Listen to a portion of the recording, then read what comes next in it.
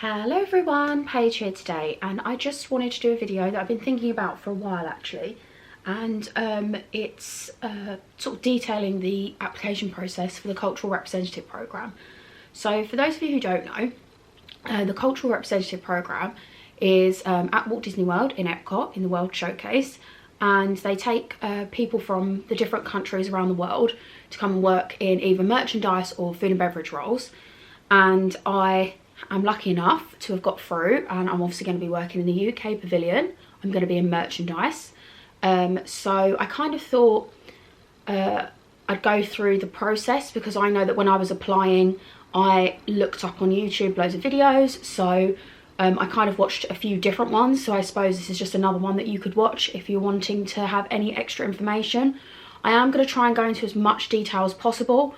Obviously it could have changed, and with the whole sort of coronavirus going around at the moment, they might not be looking in summer, because normally Yummy Jobs, well, it is Yummy Jobs that you apply through, and they normally do 2 intakes a year. So they do one in like July, summertime, and then they do one at Christmas, like December time. So yeah, I thought I'm just going to talk to you about what the actual Cultural Representative Programme is, and then how you go about the first stage, which is the application process, because there are actually 3 stages to getting the job, which is the application process, the pre-screen interview with Yummy Jobs, and then the final Disney interview at Disney HQ. So I thought we'd go through the application process first. But for those of you who don't know, you work in Walt Disney World for 12 months, and it seems like an incredible experience. Obviously I haven't gone yet, but I know I'm going to love it. And you live in Disney housing, and you sort of just get the opportunity to bring magic to everybody, which is super exciting. It's something I really am looking forward to. Fingers crossed everything goes ahead, because I'm due to leave on the 24th, well, due to leave on the 22nd of August to start my programme on the 24th. But at the moment, all the embassies are shut, so we'll see what's going to happen on that front. But yeah, so you're going to apply through Yummy Jobs. So I would definitely recommend following them on Instagram, because they let you know when the jobs are coming up as well beforehand. And I've decided to sort of structure this video by going through 3 further steps. So within the application process, there's like 3 big things basically you need to do. So you're going to need to do your CV, and you're going to need to do cover letter, and you're going to need to do the actual application. So for the CV, it's quite quick and easy. You can use anything online. You can just search in how do I write a good CV, it's going to come up, and then you use that. And I just used, like, I've done a CV anyway because I'm a teacher, but I got rid of a lot of experiences that I didn't think fit. So I've obviously kept my current one as a teacher, but I also added in my merchandise experience and my food and beverage, because ultimately that's what they're going to be looking at. So even if it's like years ago, just put in whatever is relevant experience. And as long as, if you are doing something that's not necessarily completely lends itself to food and beverage or merchandise, like I did with the teacher, you highlight the skills that are transferable, so that obviously Disney realise, oh, they're a good person for the job. So that's pretty straightforward, the CV. I did put a photo in the top corner of mine, because I just thought it'd be easier. And I just, yeah, I don't know if anyone else wants to do that, but I did. And obviously you've got to have your references and everything else. So then it comes along to the cover letter, which is step 2. So the cover letter is something I've really freaked out about, because it's quite important for the whole process. So you are going to want to spend some time doing this. And what I did was I had my CV open at the same time as I was writing my cover letter, so that I could cross-reference skills. Because basically your cover letter is telling you what is saying, is highlighting the skills you built on for your CV. They're like sister documents, they go together. So with the cover letter, I just literally wrote a few paragraphs. I addressed it to the person in charge of Yummy Jobs, at the time was Natalie Taylor. But she isn't working there anymore. But all I did was literally go on the Yummy Jobs website, and then it says meet the team, and then you scroll down, and then obviously you can find who's in charge of the Cultural Representative Programme. Now it's totally up to you whether or not you want to say to the Disney team or to someone specific. I was always told to do somebody specific, because then it shows that you've done your research. So that's what I did. And then you're going to just sort of you're going to do a few paragraphs. They're not long, like the cover letter shouldn't really be more than an A4 page. And you're just going to do the first paragraph, like why you're applying. Then I did the second paragraph, it's like what experience have I had and what I'm going to do, how my experience, like I spoke about being a teacher in this paragraph, how that experience is going to make me a good cultural representative. Those are like your key words, cultural representative. You just keep pinpointing them throughout the process because they're your big keywords. So I spoke about cultural experiences and obviously being a teacher and how that what skills I've got as a teacher that would work well as working in Disney. And then I also spoke about my other experiences, like working in a restaurant and also working in a shop, because I used to work in Tesco's. So I did all of that, and then you've got to make sure that I was like pinpointing my skills but from my CV. So like I was just kind of cross-referencing them. And then I've also got like where I put a bit about where I'm from. So obviously I'm from London, but I also had lived in Chester for my university. So I spoke about that and how that would make me a good cultural representative because I've got experience of lots of different places in the UK. And then I sort of just said, yeah, why that would make me good for the role. And then in the end, I sort of just put a thank you, signed off, and that was the cover letter done. So you're going to need those two processes into step 3, which is the massive application. So the application itself is quite long-winded, mostly because it's like a regurgitation of your your CV, sorry. So you've got to put in all your education history. I think you've got to put your passport information in, or you have to scan it in. I can't remember because it's over nearly a year ago now that I applied. But you have to put a photo up. You have to put all your contact information, your address, and then it's quite a lengthy process, but it's not like difficult, if you know what I mean. So it's like talking about your employment history, your education history, your and then it's like key skills.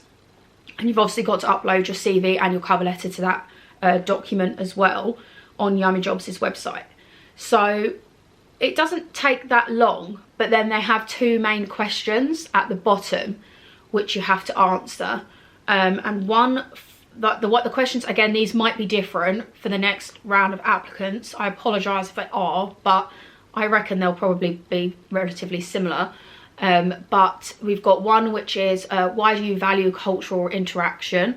So I just spoke about my cultural experiences, places that I was lucky enough to go travelling to. Like I went to Australia to do some teaching for 5 weeks whilst I was at university. So I kind of built on that because I was like, obviously I got to learn a lot about the culture for being there for such a long time. And you have to keep like explaining the impact that you're going to have. So I spoke a lot about obviously my being a teacher. I've done a lot of things as a teacher that have influenced cultural interaction at school.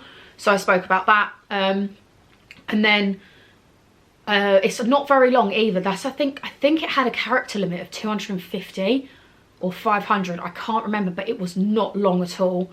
And I was really hard on myself. I just kept rereading it to cut things out. And then you've also got like, what is your motivation for the program? So why you want to do it. I brought in obviously my love of Disney, my passion for working in an environment that brings magic to people, because I said I was used to bringing magic to the children in my class, so I'd really like to do that in a different capacity.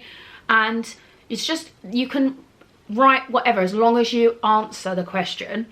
I feel like that's a given, but you've really got to think about why you're doing this, and saying that you love Disney isn't really enough. It's got to be more about what you're going to bring to the table. And you don't really want to repeat what you've said in the cover letter, but you want to bring elements of it in. So it can be quite tricky to write, but if you just stick with it and you keep reading it, going back, getting other people to check, then it won't be that difficult of a process. And then, yeah, then you get to review the application. I strongly suggest you get somebody to read every single segment that you send off, and you must check the dates that you've put on your application, because my best friend and we both applied, and my best friend didn't get through, but she, when we look back at her application, it had changed all of her dates. So it said that she went to university in 1969, which obviously wasn't true. I'm not sure why it did it, but once you submit the application, you cannot unsubmit it. You can't go back and change anything, so you've got to be really, really careful with what you're sending off. Like, so you're going to need to put a photo on there as well of yourself. I'll probably attach mine somewhere around here, but it's just a plain background. You want to smile in it because you want to show that you've got a friendly face. If you wear glasses, they've got to be like a natural colour. They're very strict about the Disney look, so you've got to have like you can't have tattoos that are on show. They do actually have a question in the application that says, do you have any tattoos? If so, where are they? Yeah, it's all about it's the Disney look. So natural coloured hair, no nail polish, and natural, like I said, natural coloured glasses. Things like that. But you want your photo to be nice, plain, simple, but smiling, friendly, to give them a really good feel for who you are. But yeah, other than that, that's pretty much the whole application process. It does take a while when you start going, but once you get into a bit of a flow, you can really you can really kind of knock it out of the park. And then once you've actually submitted the application, I didn't have to wait long. I feel like it was 2 weeks until I heard something back. And yeah, I think it was only 2 weeks. And then you get an email, which I also will probably pop up on the screen right now. And the email just obviously says, thank you for applying, you were successful, hopefully. And then if you are successful, go you, first of all. If you are successful, you have to just respond to the email just saying that you confirm to take the interview. Now, because I applied in July, the pre-screen interview was in August. It was August the 8th, I believe. And I think I found out about getting the job at the end of July. It did not take very long to hear back. And yeah, you're going to want to find any videos to watch to tell you about the whole process. I am actually going to do the other 2 videos as well, talking about the pre-screen interview and also the final Disney interview. But I just wanted to talk about the application process because it's nearly a year ago now for me. So I was kind of taking a trip down memory lane yesterday and thinking about how difficult it was at the time. But it's actually not that hard once you actually get into the flow of it. So if you think that you're going to apply for the cultural representative program, good luck. I hope you get it. I'm not sure when they're going to open up the jobs, but if they do in July, then fingers crossed for you. And yeah, if you have any questions, you can pop them in the comments section down below. If you like the video, you can just give it a quick like and subscribe if you want to stick around and see what other stuff I do. I also I'm getting the main attraction pins at the moment, and I'm trying to do a video on them. And I also make my own Disney ears, so I've also been doing videos on that. And obviously I'll be moving in August, so I'll have lots of Disney vlogging content coming on the channel. So yeah, I hope you've enjoyed the video, everyone. Like I said, drop me a comment or a like if you feel like it, and I will see you all later. Bye everyone.